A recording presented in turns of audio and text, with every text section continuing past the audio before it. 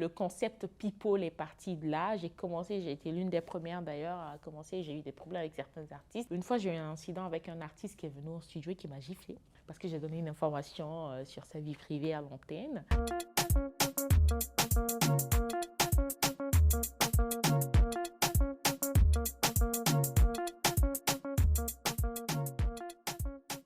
Je me présente, Génédine Kouyaté, femme de médias, journaliste TV et radio. Je suis aussi productrice de contenu audiovisuel. Je manage depuis 2014, je dirais comme ça parce que certaines personnes diront directrice. Moi, je préfère dire manager général de Joe's Prod. C'est une agence de communication, marketing, organisation d'événements et aussi dans la prod audiovisuelle. Adolescente, j'étais plutôt réservée, il faut le dire comme ça. J'ai fait mon école primaire au centre islamique de Donka et puis on a été transféré au niveau du pont 8 novembre. J'ai aussi suivi mon cycle secondaire, primaire, collège, centre islamique. Par la suite, le lycée, je me suis retrouvée à Saint-Georges où j'ai suivi mes cours de lycéenne en sciences sociales avant de décrocher mon bac. Bon, par contre, j'avais toujours des problèmes avec tout le monde. Mes camarades adoraient me taquiner et souvent on m'appelait en classe Fourmi Rastaman. Au lycée, assidu, ça c'était obligatoire. On était assez très bien suivis. On avait des professeurs qui encadraient, qui étaient assez exigeants. J'avais quand même toujours une moyenne de 12, même si on dirait c'est assez bien. Souvent je quittais 12 à 15. Monsieur Dacan ne dira pas le contraire. Par contre, j'aimais beaucoup manger. J'adore toujours manger, ça n'a pas changé. Tous les jours, je voulais manger de la kéké. Et j'aimais bien le pain au beurre. C'est vrai que j'ai aussi grandi avec ma tante, la petite sœur de ma mère, qui m'avait pourri gâtée. Ma mère avait un gros problème avec ça. J'étais un peu la petite princesse de Mama Sarambay, qui malheureusement est décédée quand j'étais en 10e année. Donc j'ai été encadrée et aussi ma grand-mère maternelle qui suivait mon éducation. Pendant tout mon cycle, jusqu'au lycée, je voulais être avocate, comme ma tante. Mais quand je suis arrivée au lycée en 11e, j'ai commencé à changer d'avis parce que j'écoutais et imaginais la radio en classe. J'écoutais Nostalgie Guinée. J'avais une préférence pour Omar Soulkaba et Eddie Maketa à l'époque qui animait Happy Day. C'était une émission matinale. Donc je disais, ouais, je voudrais bien découvrir ce que c'est et tout. Comme ça, les vacances, quand j'étais en 11e, j'ai commencé un stage dans un média Liberté qui n'existe plus. J'ai demandé un stage, on m'a dit non, que j'étais trop jeune et je ne pouvais pas faire de stage. Je suis allée dans un autre média qui n'était pas très connu non plus, ils ne m'ont pas accepté. Et comme ça, j'ai appelé un journaliste de Nostalgie au stand. J'ai dit, bah, moi j'aime bien ce que vous faites et je suis jeune, oui, mais je voudrais bien apprendre. Il m'a donné un rendez-vous, il m'a dit, fais ta lettre de motivation et puis envoie ton CV. Je lui dis, c'est quoi un CV? J'ai mon cousin qui m'aide à la maison et comme ça, je lui dis, accompagne-moi, on y va ensemble. Le monsieur prend mon CV, il m'introduit directement chez le directeur général, Souhait Lajar. Et puis il me dit, ok, tu peux faire ton stage pendant les vacances. Comme ça, j'ai démarré mon stage et c'était en 2008. J'ai fait 2 ans de stage avec eux, c'est-à-dire chaque vacances, j'arrivais. J'en retiens qu'il y a eu quand même cette opportunité rare. À mon âge, je voudrais faire quelque chose qui me passionne derrière. On se sent plus à l'aise, on apprend de soi-même. On le fait sans obligation. Parce qu'on adore ce qu'on fait. Il faut aimer ce qu'on fait. Donc moi, c'était dans cette logique, bien que j'ai une licence en droit public ou en master en RH. Et toutes ces 2 formations rejoignent un peu ce que je fais aujourd'hui en termes de communication et dans le secteur de l'audiovisuel.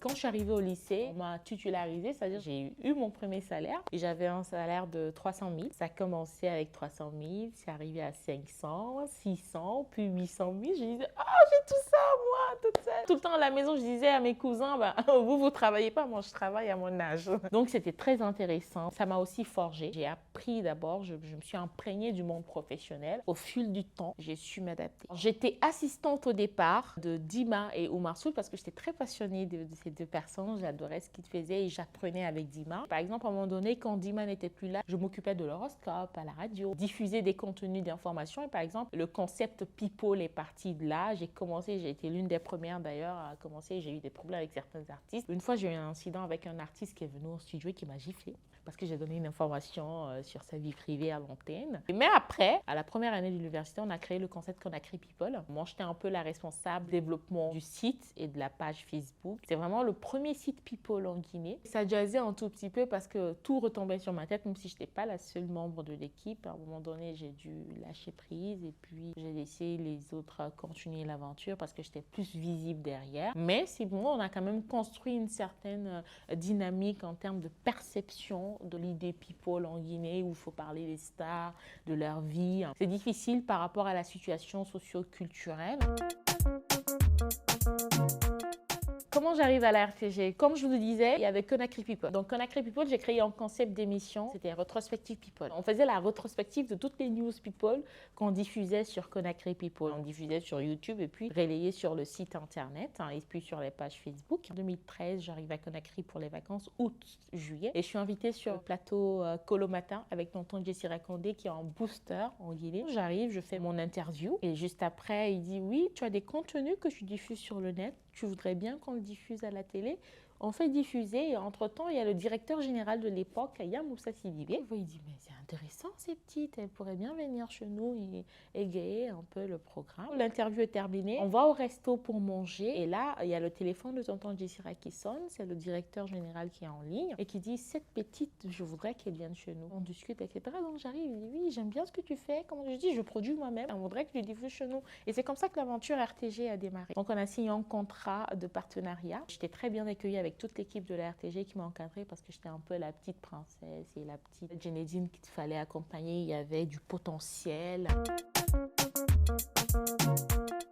Autodidacte, c'est ce que je dis, la passion, l'envie d'apprendre, l'envie de faire la chose bien et de s'approprier cela. Je le fais toute seule, j'ai mon ordinateur à la maison, je fais mes montages moi-même, je fais des photos et comme ça je contacte un autre ami qui est passionné de vidéos. On fait des productions au Maroc ensemble et on fait diffuser ici en Guinée en même temps. J'ai plus appris de moi-même en même temps en côtoyant des experts du domaine.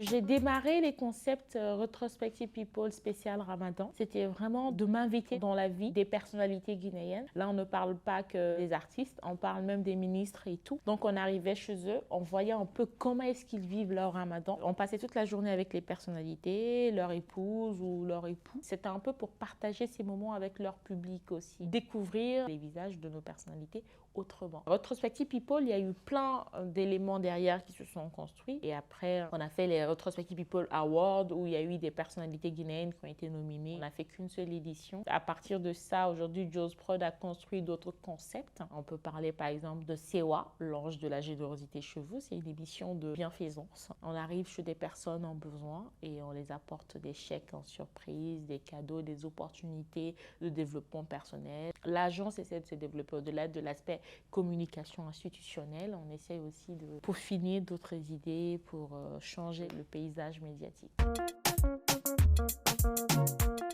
Joe's Prod existait d'abord dans la tête parce que je produisais. Je disais, ouais, je suis ma propre productrice. Et après, en 2014, je commence à la RTG. Je dis non, je formalise tout ça. Donc, je crée mon agence, la boîte de production audiovisuelle de communication events. Et je commence à faire de la communication pour les entreprises. Par exemple, les produits. J'ai fait des partenariats avec des structures qui évoluent dans différents secteurs, que ce soit le secteur cosmétique ou téléphonique. Je commence à comprendre comment ça fonctionne. Sur le tas, j'apprends et j'évolue avec Joe's Prod. Donc voilà comment ça démarre depuis 2014. On est dans la communication institutionnelle et on accompagne les entreprises dans leur communication et on fait aussi de la production audiovisuelle.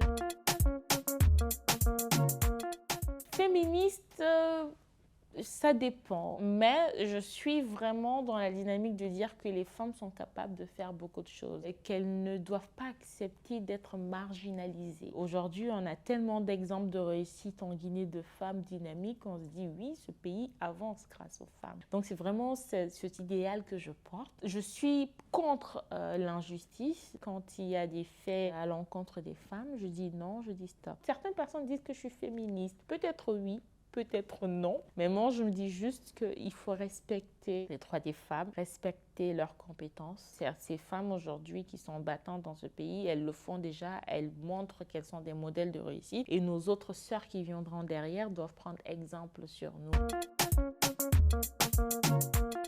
J'ai lancé Talk Show sur Nostalgie. C'est d'ailleurs de Talk Show qu'est né Sewa. Talk Show a démarré en 2018 sur Nostalgie. Pendant cette année, on a fait des dons à la radio. J'avais mon assistante Citan Kouyaté qui est très humaine et très motivée qui débarque dans les foyers. Par exemple, une femme qui vend dans la rue des charbons ou dans un marché, elle arrive en surprise en samedi parce que l'émission était diffusée les samedis. Elle arrive avec le chèque, on prépare bien, on fait la prospection, elle dit « Ouh, cette personne a besoin de nous ». Et c'est de là, au fait, qu'est né Sewa. C'est parti d'un concept radio, un concept visuel. Et ça, on l'a développé avec tonton Jessira. Pendant 1 an, on l'a conduite ensemble. Après, à un moment donné, on a dû arrêter pour des raisons professionnelles. On espère reprendre ça très vite et très bientôt. Quand tu prends Sewa, en malinké, en sousou, on comprend. C'est ouais, on comprend tout de suite que c'est la joie. Donc l'idée Sewa, c'est la joie, de sourire, le bonheur. Donc l'ange de la générosité chez vous. On a eu beaucoup de soutien. On a été accompagné pendant 1 an par Ginny Gams et BC. Après, l'aventure continue toujours. Bon, l'émission sur Espace, c'était génial. Je me rappelle à l'époque, c'est Steve d'Espace, c'est un responsable prod, qui m'appelle, qui dit « Geneviève, on a un nouveau concept et on voudrait que tu viennes. » Je dis « C'est quoi le concept ?» Il dit « Bah, le concept, c'est de faire le show et tout. » Je dis « Ouais, ça, c'est mon monde. J'adore. Je suis folle, j'aime bien sourire. » On a un peu rigolé et après, il me dit « Mais tu sais, il y a à manger. » J'ai dit « Ah, ça, par contre, j'arrive tout de suite. » J'ai participé à la première édition, c'était le 31 décembre 2019 et la deuxième édition, c'était courant 2020 et ça s'est très bien passé. Les autres un peu calmes. Moi, je disais, bah attendez, on est là pour faire des folies, pour faire découvrir notre visage de, oui, pas personnalité trop sérieuse. Donc, c'était le défi entre Jupiter et moi. Il vient, il s'arrête, il fait le beau gosse. J'ai dit, mon frère, tu as fait beau gosse devant de nourriture. Oh, je vais te manger, je vais manger ça et puis je vais te manger toi-même en même temps. Il dit, ouais, Jenny, mange doucement. Je dis, mon frère, on est là pour gagner. Moi, je vais gagner, donc je mange le tout. Et en plus, j'avais faim. J'ai passé toute la journée. Je dis, aujourd'hui, je mange rien parce que je vais tout manger. Et donc, c'était le poulet Leïla et c'était super top. C'était une très bonne expérience. C'est un très bon concept qui nous permet d'être nous-mêmes. Je dis merci à toute l'équipe, notamment à Steve qui m'a convié à cette belle aventure télé. Abonnez-vous.